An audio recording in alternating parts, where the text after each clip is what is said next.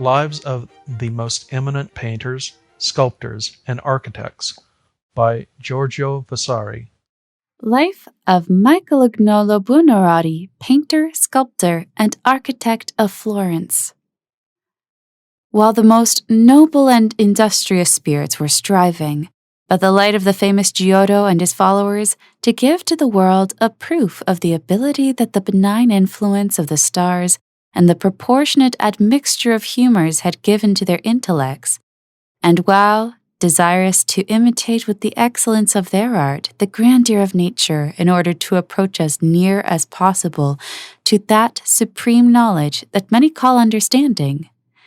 they were universally toiling, although in vain.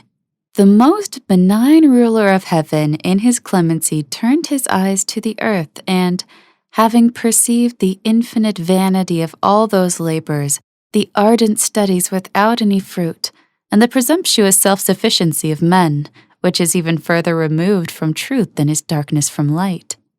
and desiring to deliver us from such great errors, became minded to send down to earth a spirit with universal ability in every art and every profession, who might be able, working by himself alone, to show what manner of thing is the perfection of art and design in executing the lines, contours, shadows, and highlights, so as to give relief to works of painting, and what it is to work with correct judgment in sculpture, and how in architecture it is possible to render habitations secure and commodious, healthy and cheerful, well-proportioned, and rich with varied ornaments. He was pleased, in addition, to endow him with the true moral philosophy and with the ornament of sweet poesy, to the end that the world might choose him and admire him as its highest exemplar in the life, works, saintliness of character, and every action of human creatures, and that he might be acclaimed by us as being rather divine than human. And since he saw that in the practice of these rare exercises and arts, namely in painting, in sculpture, and in architecture, the Tuscan intellects have always been exalted and raised high above all others, from their being diligent in the labors and studies of every faculty beyond no matter what other people of Italy. He chose to give him Florence, as worthy beyond all other cities for his country, in order to bring all the talents to their highest perfection in her, as was her due, in the person of one of her citizens. There was born a son then, in the Casentino in the year 1474, under a fateful and happy star, from an excellent and noble mother, to Lodovico de Leonardo Buonarroti Simoni, a descendant, so it is said, of the most noble and the most ancient family of the Counts of Canossa. To that Lodovico, I say, who was in that year podesta of the township of Chiusi in Caprese, near the Sasso della Vernia, where S. Francis received the stigmata, in the Diocese of Arezzo, a son was born on the 6th of March, a Sunday, about the 8th hour of the night, to which son he gave the name Michelangelo, because, inspired by some influence from above, and giving it no more thought, he wished to suggest that he was something celestial and divine beyond the use of mortals, as was seen from the figures of his horoscope, he having had Mercury and Venus in the second house of Jupiter, with happy augury, which showed that from the art of his brain and of his hand, there would be seen to issue forth works marvelous and stupendous. Having finished his office as podesta, Lodovico returned to Florence and settled in the village of Settignano, at a distance of 3 miles from the city, where he had a farm that had belonged to his forefathers, which place abounds with stone, and is all full of quarries of grey stone, which is constantly being worked by stone cutters and sculptors, who for the most part are born in the place. Michelangelo was put out to nurse by Ludovico in that village with the wife of a stone cutter, wherefore the same Michelangelo discoursing once with Vasari, said to him jestingly, "Giorgio, if I have anything of the good in my brain, it has come from my being born in the pure air of your country of Arezzo, even as I also sucked in with my nurse's milk the chisels and hammer with which I make my figures." In time, Lodovico's family increased, and being in poor circumstances with slender revenues, he set about apprenticing his sons to the guilds of silk and wool. Michelangelo, who by that time was well grown, was placed to be schooled in grammar with Maestro Francesco da Urbino. But, since his genius drew him to delight in design, all the time that he could snatch, he would spend in drawing in secret, being scolded for this by his father and his other elders, and at times beaten. They perchance considering that to give attention to that art, which was not known by them, was a mean thing and not worthy of their ancient house. At this time, Michelangelo had formed a friendship with Francesco Granacci, who, likewise a lad, had placed himself with Domenico Ghirlandaio in order to learn the art of painting, where Granacci, loving Michelangelo and perceiving that he was much inclined to design, supplied him daily with drawings by Ghirlandaio, who at that time was reputed to be one of the best masters that there were, not only in Florence, but throughout all Italy. Whereupon, the desire to work at art growing greater every day in Michelangelo, Lodovico, perceiving that he could not divert the boy from giving his attention to design, and that there was no help for it, and wishing to derive some advantage from it and to enable him to learn that art, resolved on the advice of friends to apprentice him with Domenico Ghirlandaio. Michelangelo, when he was placed with Domenico Ghirlandaio, was 14 years of age. Now he who wrote his life after the year 1550, when I wrote these lives the first time, has said that some persons, through not having associated with him, have related things that never happened, and have left out many that are worthy to be recorded, and has touched on this circumstance in particular, taxing Domenico with jealousy, and saying that he never offered any assistance to Michelangelo, which is clearly false, as may be seen from an entry by the hand of Lodovico, the father of Michelangelo, written in one of Domenico's books, which book is now in the possession of his heirs. That entry runs thus: 1488. I record, this first day of April, that I, Lodovico de Leonardo de Buonarroti, placed Michelangelo, my son, with Domenico and David di Tommaso di Corrado, for 3 years next to come, on these terms and conditions, that the said Michelangelo shall remain with the above-named persons for the said period of time, in order to learn to paint and to exercise that vocation, that the said persons shall have command over him, and that the same Domenico and David shall be bound to give him in those 3 years 24 florins of full weight, the first year 6 florins, the second year 8 florins, and the third 10 florins, in all, the sum of 96 lire. And next, below this, is another record, or rather entry, also written in the hand of Lodovico. The aforesaid Michelangelo has received of that sum, this 16th day of April, 2 gold florins in gold. I, Lodovico de Leonardo, his father, have received 12 lire and 12 soldi as cash due to him. These entries I have copied from the book itself in order to prove that all that was written at that time, as well as all that is about to be written, is the facts. Neither do I believe that there is anyone who can show a greater number of letters written by his own hand, or any written with greater affection than he has expressed to me. I have made this digression for the sake of truth, and it must suffice for all the rest of his life. Let us now return to our story. When the ability as well as the person of Michelangelo had grown in such a manner that Domenico, seeing him execute some works beyond the scope of a boy, was astonished, since it seemed to him that he not only surpassed the other disciples, of whom he had a great number, but very often equaled the things done by himself as a master. It happened that one of the young men who were learning under Domenico copied with the pen some draped figures of women from the works by Ghirlandajo, whereupon Michelangelo took that drawing and with a thicker pen outlined one of those women with new lineaments in the manner that it should have been in order to be perfect. And it is a marvelous thing to see the difference between the two manners and the judgment and excellence of a mere lad who was so spirited and bold that he had the courage to correct the work of his master.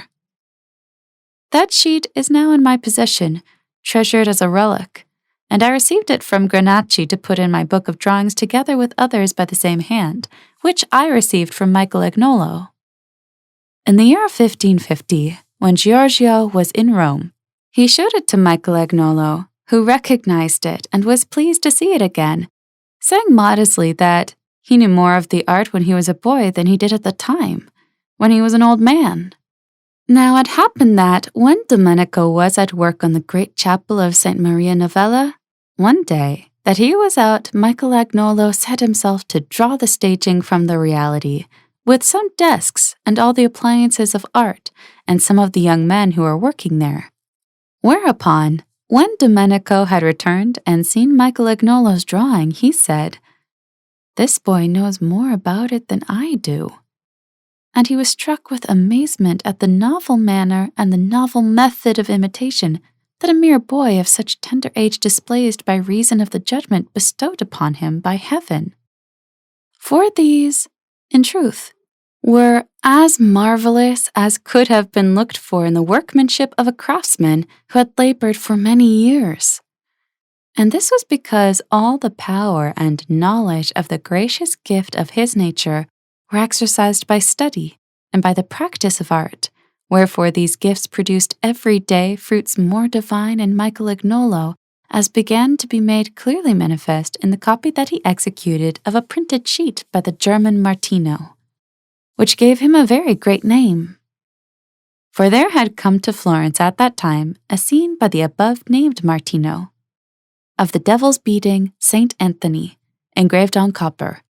and Michelangelo copied it with the pen in such a manner that it could not be detected, and then painted that same sheet in colors going at times in order to counterfeit certain strange forms of devils, to buy fishes that had scales bizarre in coloring, and in that work he showed so much ability that he acquired thereby credit and fame. He also counterfeited sheets by the hands of various old masters, making them so similar that they could not be detected, for tinting them and giving them the appearance of age with smoke and various other materials, he made them so dark that they looked old, and when compared with the originals, one could not be distinguished from the other. Nor did he do this with any other purpose but to obtain the originals from the hands of their owners by giving them the copies, for he admired them for the excellence of their art, and sought to surpass them in his own practice, on which account he acquired a very great name. At that time, the magnificent Lorenzo de' Medici kept the sculptor Bertoldo in his garden on the Piazza di San Marco, not so much as custodian or guardian of the many beautiful antiques that he had collected and gathered together at great expense in that place, as because, desiring very earnestly to create a school of excellent painters and sculptors, he wished that these should have as their chief and guide the above-named Bertoldo, who was a disciple of Donato.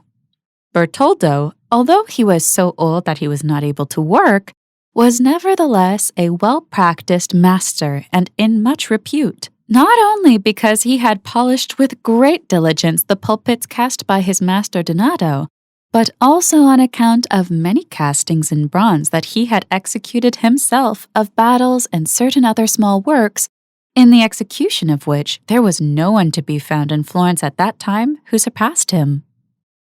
Now Lorenzo, who bore a very great love to painting and to sculpture, was grieved that there was not to be found in his time sculptors noble and famous enough to equal the many painters of the highest merit and reputation,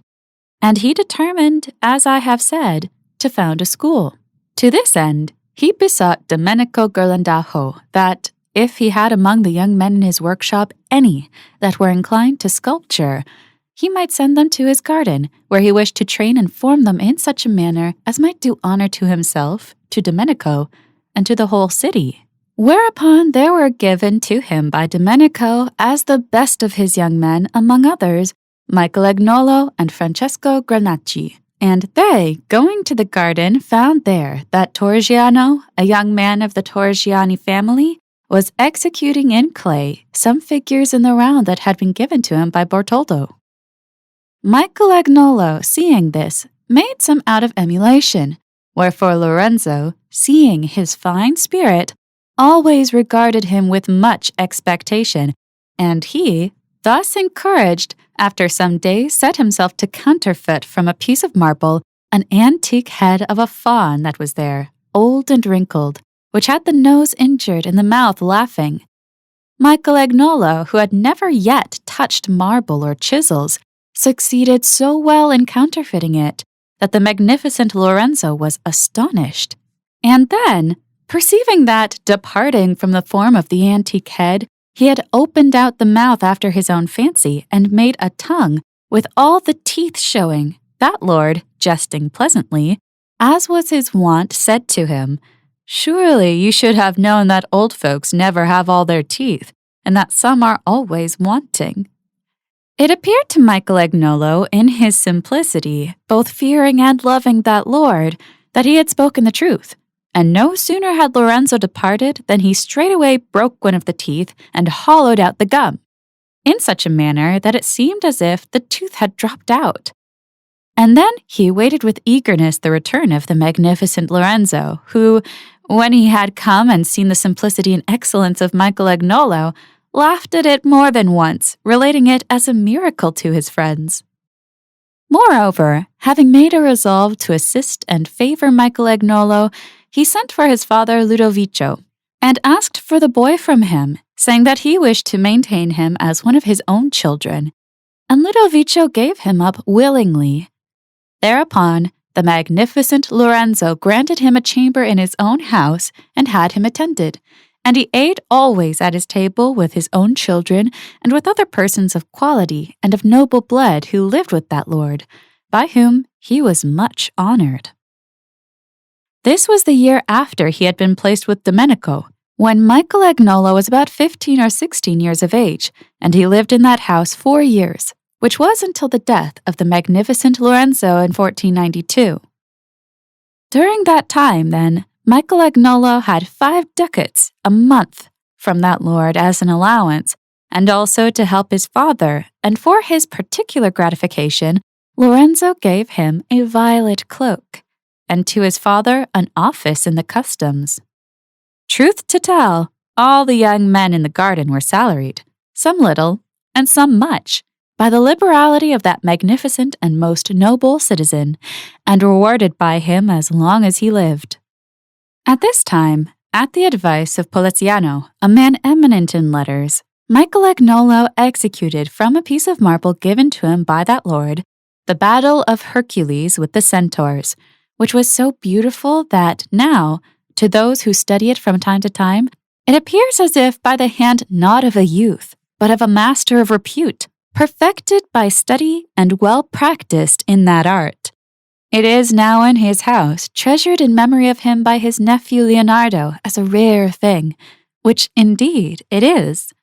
That Leonardo, not many years since, had in his house in memory of his uncle a Madonna of marble in low relief by the hand of Michelangelo, little more than 1 braccio in height, in which when a lad, at this same time wishing to counterfeit the manner of Donatello, he acquitted himself so well that it seems as if by Donatello's hand, save that there may be seen in it more grace and more design.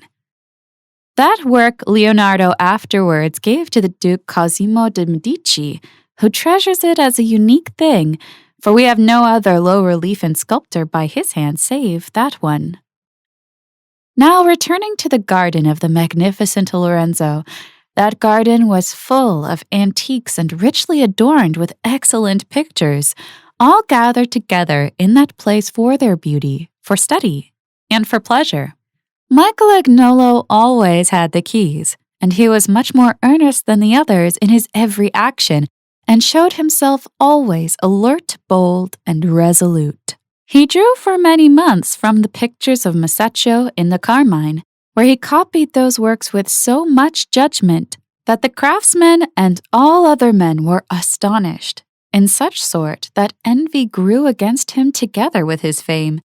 It is said that Torrigiano, after contracting a friendship with him, mocked him, being moved by envy at seeing him more honored than himself and more noble in art, and struck him a blow of the fist on the nose with such force that he broke and crushed it very grievously, and marked him for life. On which account Torrigiano was banished from Florence, and has been related in another place. When the magnificent Lorenzo died, Michelangelo returned to his father's house in infinite sorrow at the death of so great a man, the friend of every talent. There he bought a great piece of marble, and from it carved a Hercules of 4 brachia, which stood for many years in the palace of Strozzi.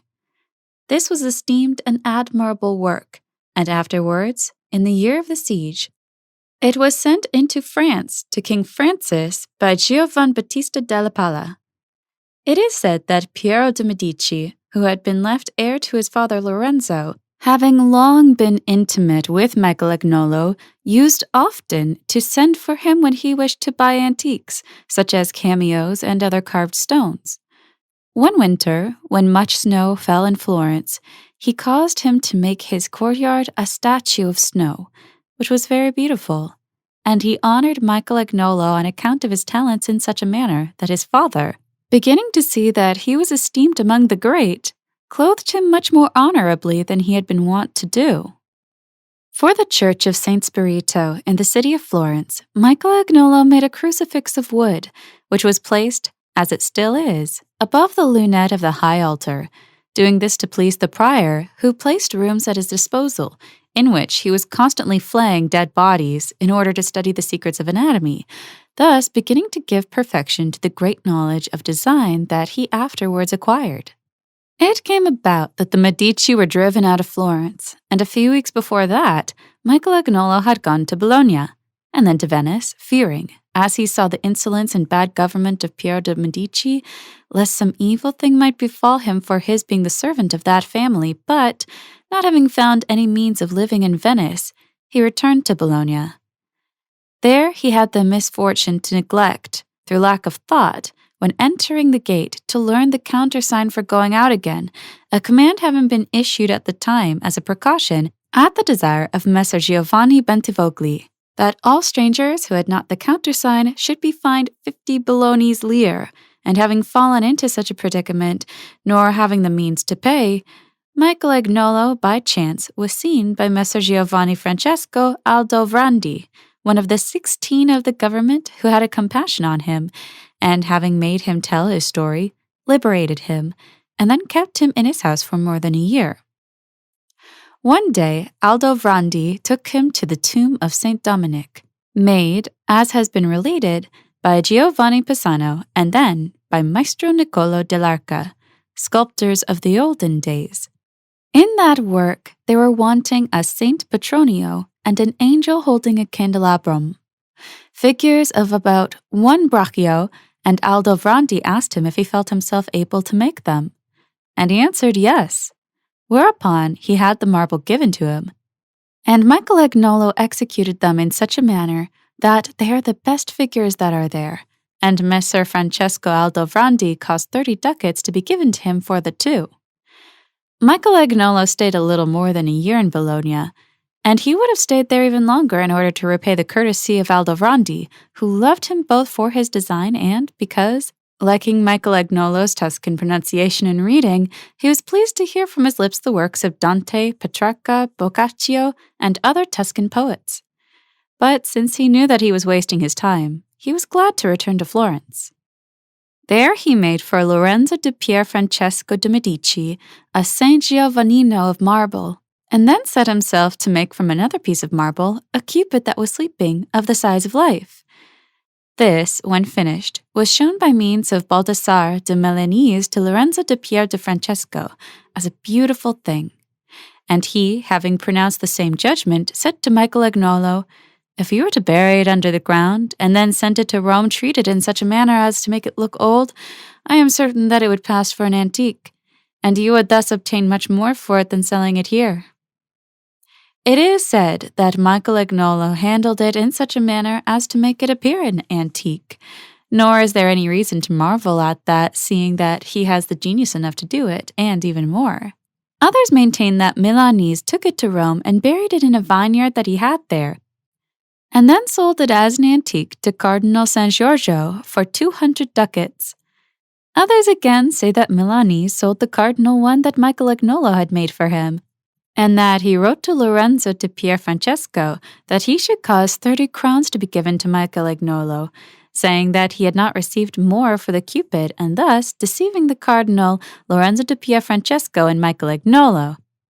But afterwards, having received information from one who had seen that the boy was fashioned in Florence, the cardinal contrived to learn the truth by means of a messenger, and so went to work that Milanese's agent had to restore the money and take back the Cupid. That work, having come into the possession of Duke Valentino, was presented by him to the Marchioness of Mantua, who took it to her own country, where it is still to be seen at the present day. This affair did not happen without some censure attaching to the Cardinal San Giorgio, in that he did not recognize the value of the work, which consisted in its perfection, for modern works, if only they be excellent, are as good as the ancient. What greater vanity is there than that of those who concern themselves more with the name than the fact? But of that kind of men, who pay more attention to the appearance than the reality, there are some to be found at any time. Now this event brought so much reputation to Michelangelo that he was straightway summoned to Rome and engaged by Cardinal San Giorgio, with whom he stayed nearly a year. Although as one little conversant with our arts, he did not commission Michelangelo to do anything. At that time, a barber of the cardinal, who had been a painter and could paint with great diligence in distemper colors but knew nothing of design, formed a friendship with Michelangelo, who made for him a cartoon of St. Francis receiving the stigmata.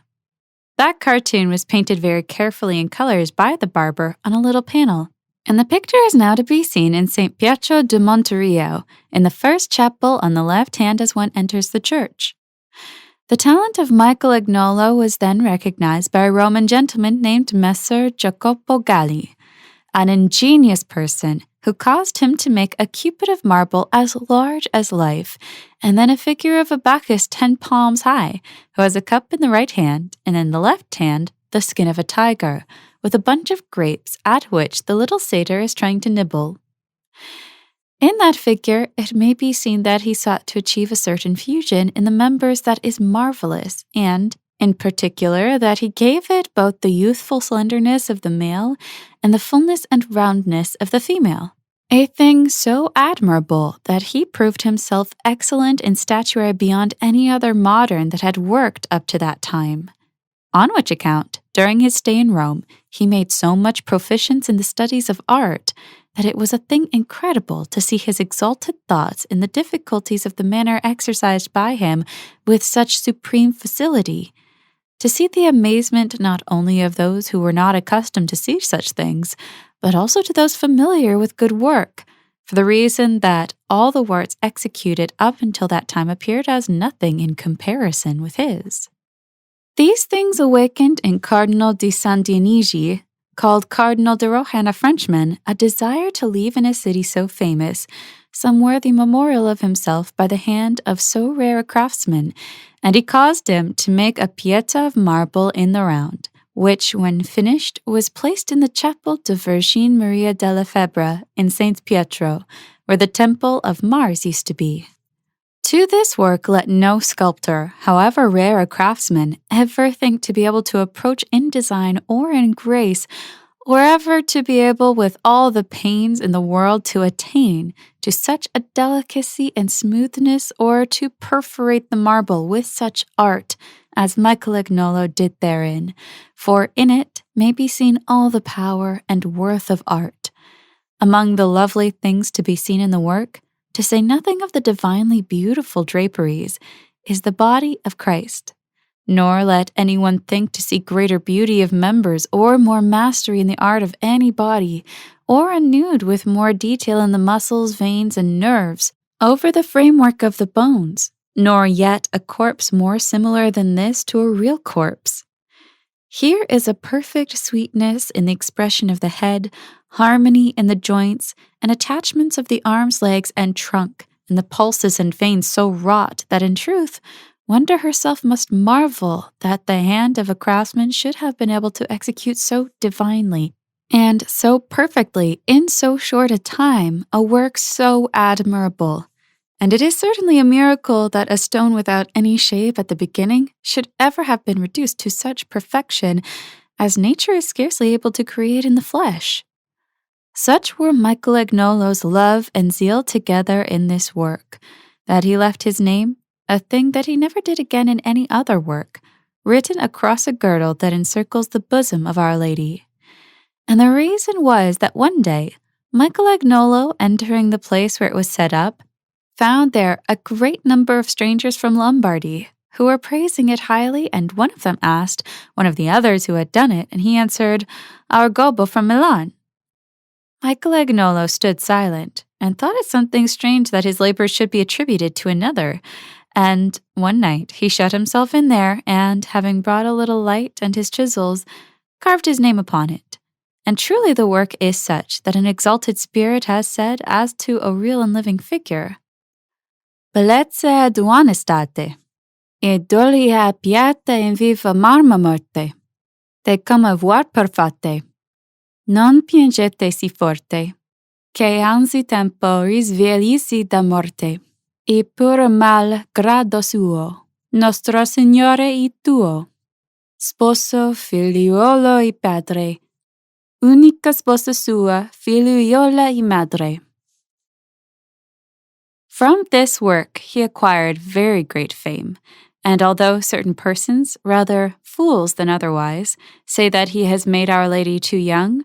are these so ignorant as not to know that unspotted virgins maintain and preserve their freshness of countenance a long time without any mark, and that persons afflicted as Christ was do the contrary? That circumstance, therefore, won an even greater increase of glory and fame for his genius than all his previous works. Letters were written to him from Florence by some of his friends, saying that he should return because it was not unlikely that he might obtain the spoiled block of marble lying in the Office of Works, which Piero Soderini, who at the time had been made Gonfalonier of the city for life, had very often talked of having executed by Leonardo da Vinci, and was then arranging to give to Maestro Andrea Contucci of Monte Sansovino, an excellent sculptor who was seeking to obtain it.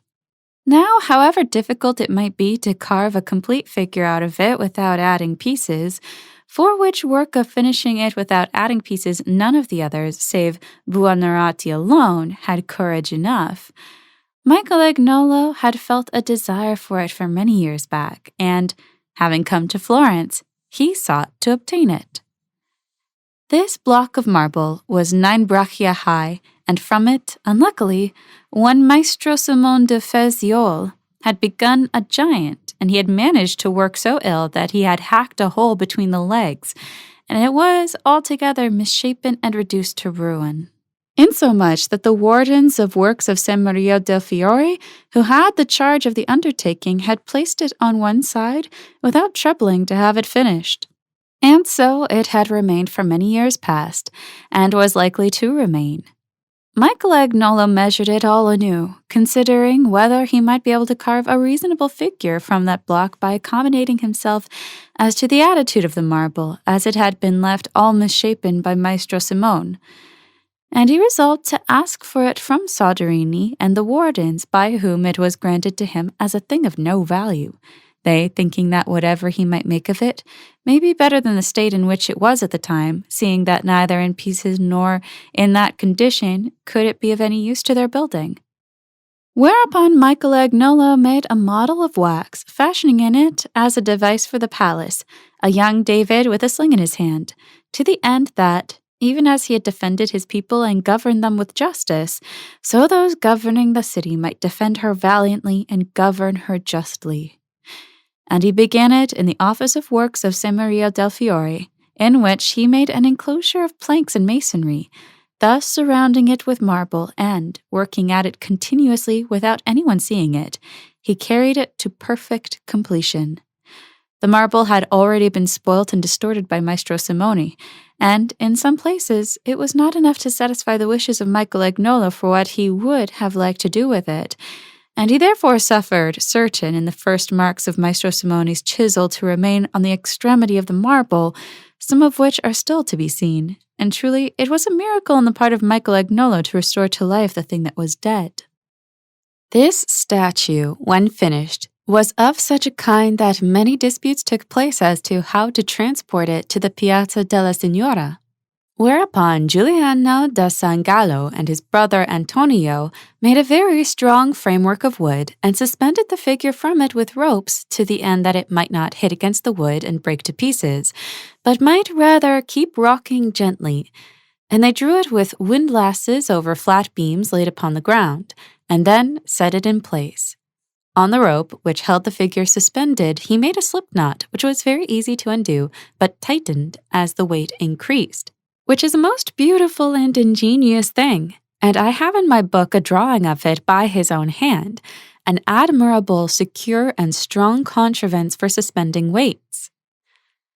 It happened at this time that Piero Soderini, having seen it in place, was well pleased with it, but said to Michelangelo at a moment when he was retouching it in certain parts that it seemed to him that the nose of the figure was too thick. Michelangelo noticed that the gonfalonier was beneath the giant, and that this point of view prevented him from seeing it properly. But in order to satisfy him, he climbed upon the staging, which was against the shoulders, and quickly took up a chisel in his left hand, with a little bit of marble dust that lay upon the planks of the staging, and then, beginning to strike lightly with the chisel, let fall the dust little by little, nor change the nose a whit from what it was before. Then, looking down at the gonfalonier, who stood watching him, he said, "Look at it now." "I like it better," said the gonfalonier. "You have given it life." So Michelangelo came down, laughing to himself at having satisfied that lord, for he had compassion on those who, in order to appear full of knowledge, talk about things of which they know nothing. When it was built up, and all was finished, he uncovered it, and it cannot be denied that this work was carried off on the palm of all other statues, modern or ancient, Greek or Latin, and it may be said that neither the Marforio at Rome, nor the Tiber and the Nile of the Belvedere, nor the giants of Monte Cavallo are equal to it in any respect. With such just proportion, beauty, and excellence did Michelangelo finish it. For in it may be seen most beautiful contours of legs, with attachments of limbs and slender outlines of flanks that are divine. Nor has there ever been seen a pose so easy, or any grace to equal that in this work, or feet, hands, and head so well in accord, once member with another in harmony, design, and excellence of artistry. And of a truth, whoever has seen this work need not trouble to see any other work executed in sculpture, either in our own or in other times, by no matter what craftsman. Michelangelo received from Piero Soderini in payment for it 400 crowns, and it was set in place in the year 1504. In consequence of the fame that he thereby won as a sculptor, he made for the above-named gonfalonier a most beautiful David of bronze, which Soderini sent to France, and at this time also he began, but did not finish, 2 medallions of marble, one for Taddeo Taddei, which is now in his house, and another that he began for Bartolomeo Pitti, which was presented by Fra Miniato Pitti of Monte Olivito. A man with a rare knowledge in cosmography and many other sciences, and particularly in painting, to Luigi Guicciardini, who was much his friend. These works were held to be admirable in their excellence, and at the same time also he blocked out a statue of Saint Matthew in marble in the Office of Works of Saint Maria de' Fiori, which statue, rough as it is, reveals its full perfection and teaches sculptors in which manner figures can be carved out of marble without their coming out misshapen, so that it may be possible to go on ever improving them by removing more of the marble with judgment, and also to draw back and change some part according as the necessity may arise. He also made a medallion in bronze of Madonna, which he cast in bronze at the request of certain Flemish merchants of the Mascheroni family, persons of high nobility in their own country, who paid him 100 crowns for it and intended to send it to Flanders. There came to Agnolo Doni, a Florentine citizen and a friend of Michelangelo, who much delighted to have beautiful things both by ancient and by modern craftsmen, a desire to possess some work by Michelangelo, wherefore that master began for him a round picture containing a Madonna, who, kneeling on both knees, has an infant in her arms, and presents him to Joseph, who receives him. Here Michelangelo expresses in the turn of the head of the Mother of Christ, and in the gaze of her eyes, which she keeps fixed on the supreme beauty of her Son, her marvelous contentment and her lovingness in sharing it with the saintly old man, who receives him with equal affection, tenderness, and reverence, as may be seen very readily in his countenance, without considering it long. Nor was this enough for Michelangelo, who, the better to show how great was his art, made in the background of his work a number of nudes, some leaning, some standing, and some seated, and with such diligence and finish he executed his work, that without a doubt of his pictures on panel, which indeed are but few, it is held to be the most finished and the most beautiful work that there is to be found. When it was completed, he sent it covered to Agnolo's house by a messenger, with a note demanding 70 ducats in payment. It seemed strange to Agnolo, who was a careful person, to spend so much on a picture, although he knew that it was worth more, and he said to the messenger that 40 was enough, which he gave to him. Thereupon Michelangelo sent them back to him with a message to say that he should send back either 100 ducats or the picture. Then Agnolo, who liked the work, said, "I will give him these 70. But he was not content, indeed angered by Agnolo's breach of faith. He demanded the double of what he asked for the first time, so that if Agnolo wanted the picture, he was forced to send him 140. It happened that while Leonardo da Vinci, that rare painter, was painting in the great council hall, as has been related in his life, Piero Soderini, who was then Gonfalonier, moved by the great ability that he saw in Michelangelo, caused a part of that hall to be allotted to him, which was the reason that he executed the other facade in competition with Leonardo, taking as his subject the War of Pisa. To this end, Michelangelo was given a room in the hospital of the dyers at St. Onofrio, and there he began a vast cartoon, but would never consent that anyone should see it. And this he filled with naked men that were bathing in the river Arno on account of the heat, when suddenly the alarm sounded in the camp, announcing that the enemy were attacking, and as the soldiers were springing out of the water to dress themselves, there could be seen, depicted by the divine hands of Michelangelo, some hastening to arm themselves in order to give assistance to their companions, others buckling in their cuirasses, many fastening their armor on their bodies, and a vast number beginning the fray and fighting on horseback. There was, among other figures, an old man who had a garland of ivy on his head to shade it, and he, having sat down in order to put on his hose, to which his legs would not go because they were wet with water, and hearing the cries and the tumult of the soldiers and the uproar of the drummers, was struggling to draw on one stocking by force, and besides that, all the muscles and nerves of his figure could be perceived. His mouth was so distorted as to show clearly how he was straining and struggling even to the very tips of his toes. There were also drummers and figures with their clothes in their arms, running to the combat. and there were to be seen the most extravagant attitudes, some standing, some kneeling or bent double, others stretched horizontally and struggling in midair, and all with masterly foreshortenings. There were also many figures in groups, all sketched in various manners. Some outlined with charcoal, some drawn with strokes, others stumped in and heightened with lead white. Michelangelo desiring to show how much he knew in his profession. Wherefore the craftsmen were seized with admiration and astonishment, seeing the perfection of art revealed to them in that drawing by Michelangelo, and some who saw them after beholding figures so divine declare that there has never been seen any work, either by his hand or by the hands of others, no matter how great their genius, that can equal it in divine beauty of art. And in truth, it is likely enough for the reason that since the time when it was finished and carried to the Sala de Papa with great acclamations from the world of art and extraordinary glory for Michelangelo, all those who studied from that cartoon and drew those figures, as was afterwards the custom in Florence for many years both for strangers and for natives, became persons eminent in art, as we have since seen. For among those who studied the cartoons were Aristotile de Sangallo, the friend of Michelangelo, Rodolfo Ghirlandajo, Raffaello Sanzio Verbino, Francesco Granici, Baccio Bandinelli, and the Spaniard Alonso Berrugueta. And then there followed Andrea del Sarto, Francio Biggio, Jacopo Sansovino, Rosso Maturino, Lorenzetto Tribolo, who was then a boy, Jacopo da Pontormo, and Perino da Vaga, and all these became excellent Florentine masters.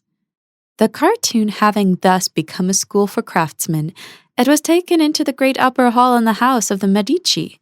and this was the reason that it was left with too little caution in the hands of the craftsmen, insomuch that during the illness of Duke Giuliano, while no one was expecting such a thing, it was torn up and divided into many pieces,